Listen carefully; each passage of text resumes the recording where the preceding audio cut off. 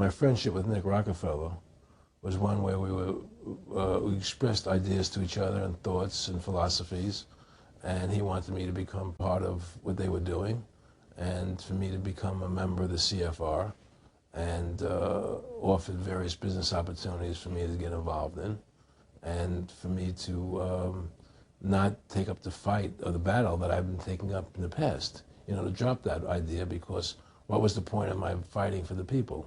Right? So I had a friend, Nick Rockefeller, okay, who was one of the Rockefeller family, and he, when I was running for governor in Nevada, he came to me, introduced himself to me through an attorney, and we became friends. We started talking about things, and I learned an awful lot from Mr. Rockefeller. And one of the things that we used to talk about was the ultimate plan of the banking industry, what they wanted to accomplish.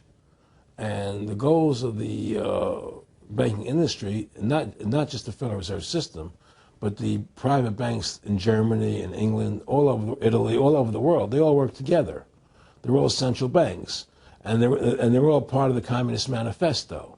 You know, central banking is one of the major planks of the Communist Manifesto. We talk about America being a capitalistic country, but yet at the same time we have a central bank that plans everything for us, right? And the graduated income tax is another plank of the Communist Manifesto, right? So right there you have two major planks of the Communist Manifesto that have been brought in because of the Federal Reserve System, okay?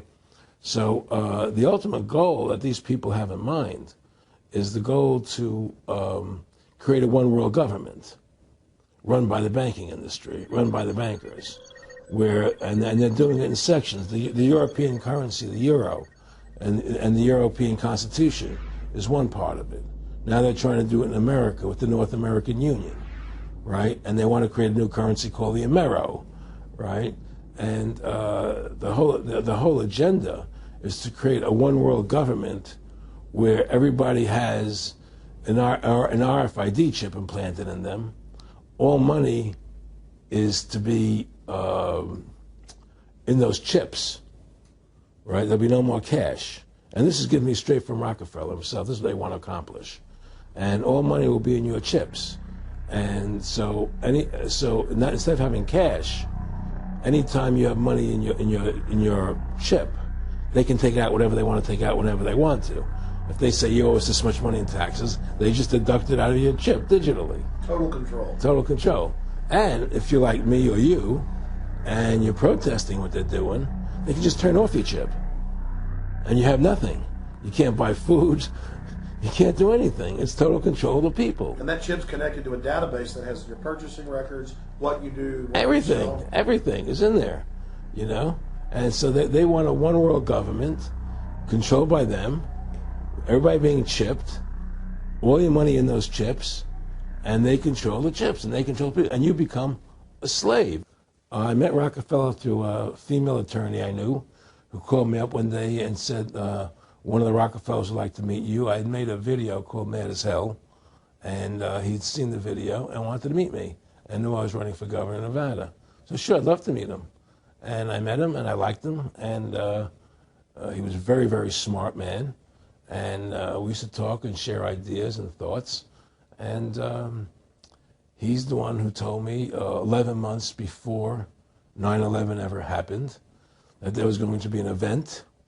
Never told me what the event was going to be, but there was going to be an event.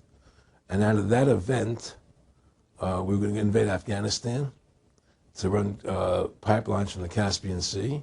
We were going to invade Iraq, you know, to take over the oil fields, establish a base in the Middle East, and make it all part of the New World Order.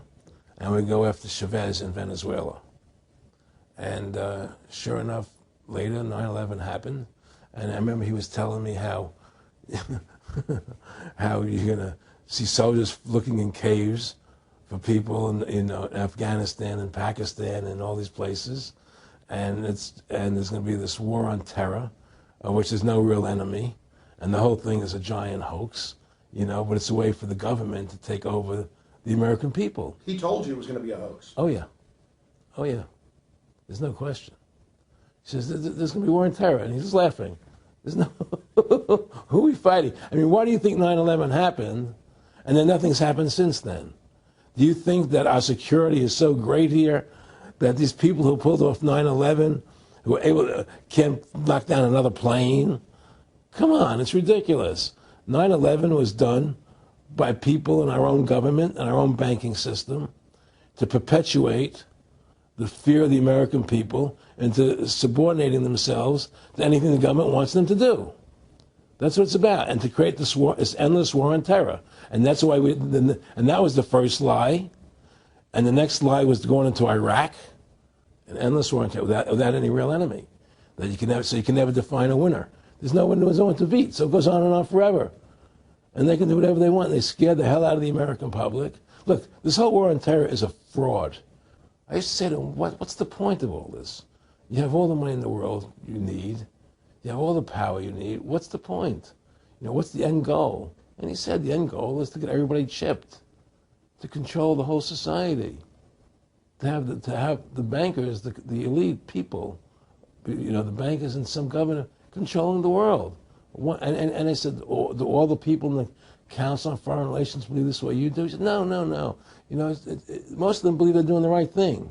A lot of them believe it's better off being socialistic. You know, we have to convince people that socialism is really capitalism. Well, one of the things they told me was that he was at the house one night, and he would talk, and he started laughing. He said, Aaron, what do you think women's liberation was about? And I said, I had pretty conventional thinking about it at that point. I said, I think it's about women having the right to work, getting equal pay with men, just like they won the right to vote, you know? And he started to laugh. He said, you're an idiot. And I said, why am I an idiot?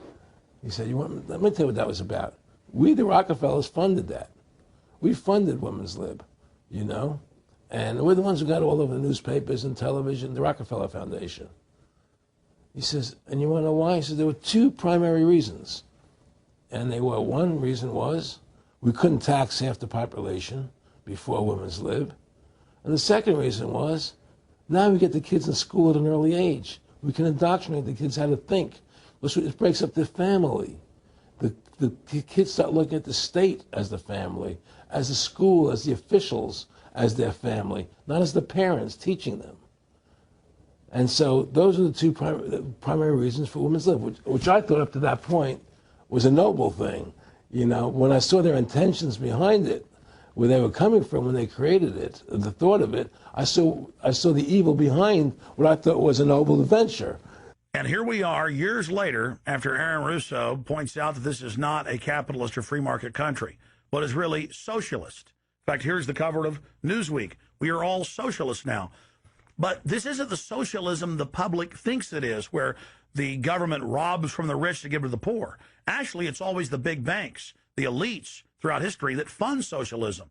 They want to use the middle class's money to basically domesticate the working class and expand the size of government so they can basically, in the end game, eradicate the middle class and have a giant submass of uneducated slaves who have no chance of ever rebelling against the tyranny, and a tiny elite in control of it all. And that is the very nature of this New World Order system. They are using big government to strangle competition, to take control of the people, to break up the family, to basically set up a global plantation or neo-feudalist state.